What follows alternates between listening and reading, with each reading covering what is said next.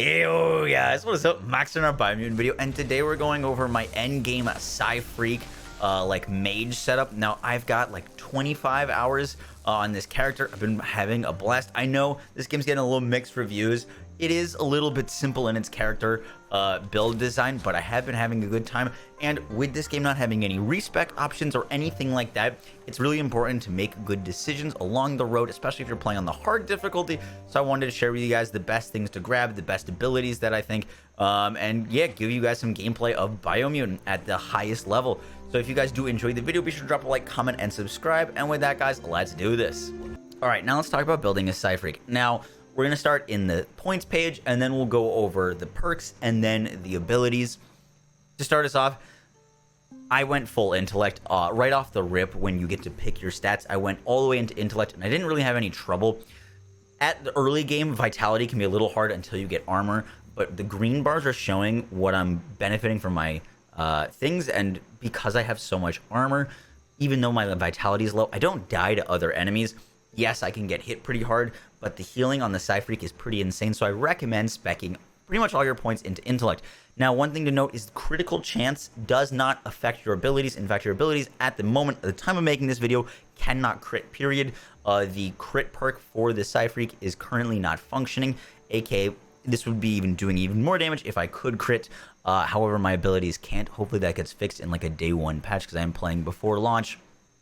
And strength and agility are above 50 because there are legendary pieces of gear in this game that you're going to want to use, and you can't use them unless melee weapons are level 50 or your agility is 50. Now on this character, the gear that I'm using for my main weapon is this strict ultimate gong mace. It is a crush weapon. It does a ton of damage. It freezes things and it knocks things down. It was perfect for me because it gives me good AoE damage, gives me good knockdown, and is just something if things get up in my face I can use. I really don't melee besides just doing it for like fun and because it's cool. But my main weapon that I use is the Hydro Zapper. This automatic thing with Dynamo shreds enemies. It does have low base damage. And I plan on upgrading it soon, but just for its fire rate and the amount of bullets that it can put out, it does some pretty good work, and you're going to want to have something to substitute for when your abilities are not on cooldown, but your like regen is low. You're waiting for your key to regen. And our gear, just using things with key energy and energy regen, and then crafting crit chance onto them. And next up, for your perks. Now, every class has perks that, let me move my camera.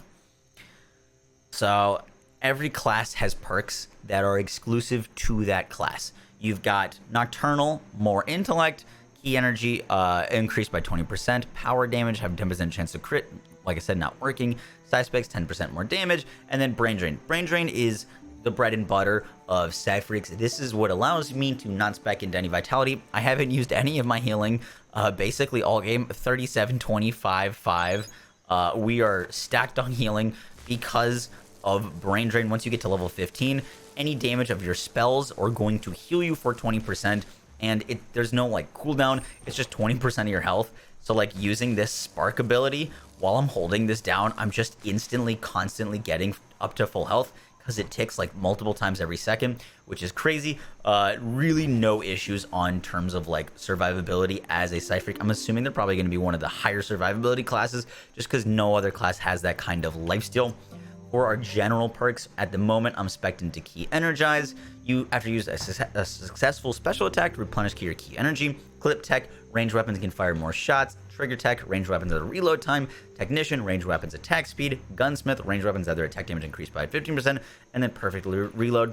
There's nothing in here of the general perks for your actual abilities. So you're going to want to grab all of your Psi-Freak perks first. These are your priorities, and then you can substitute once you have extra points for things in the general. And then let's talk about spells real quick. So spells that I recommend going, the best spell that I've used out of all of them is by far Sky Spark. This thing, not only does it do crazy AoE damage, but it also is like a guaranteed knockdown, meaning that like while you're just casting this and hitting big groups of it, nothing's gonna be able to actually hit you, which is so nice. Key Spark is okay damage. It's much better for healing. Blaze is what I use to just zip around. You really don't use a mount much because I just blaze around. Spark Ball is the ability you get early on, and I recommend using Spark Ball with Blaze, and then prioritizing getting Freeze. Freeze is your best early game spell. It's going to help you out so much, and I just spam Counter Freeze. It's the first one that you get that's AoE, and you need 10 light, so go 10 light, and then I switch to Dark so that I could get Sky Spark. The biogenetics, the good ones in my opinion are Storm Hop. This one's pretty solid. One of my favorites is Rad Wisp, just because you can actually cast Rad Wisp and then go into other spells. So instead of having to cast it and then switch to another one, you can cast Rad Wisp, and while those things are like flying out of your body, still use other things and other attacks, which just increases your overall DPS. Everything else is just pretty meh. And I'll leave you guys with some gameplay of just me like killing things. Nothing spoiler, no spoilers, just like some gameplay of what this game looks like. I'm curious to what your guys' opinions are of this game from what you've seen so far, if you're picking it up, if you're waiting for a sale, or just not getting it at all. I did enjoy my playthrough. It's getting really mixed reviews, and it's unfortunate to see. I might do like a whole review video if you guys are interested in that. It is a little bare bones. Like, there's nothing in gear that can actually like increase my abilities. The game is a little bit repetitive, but overall, like, I had a good time. And I recommend going through it just because the world is beautiful and it's fun to level these characters. Guys, that is it for the video. My monitor just crashed. Oh, never mind. It's a cutscene. Catch you guys in the next one. Take care. Peace.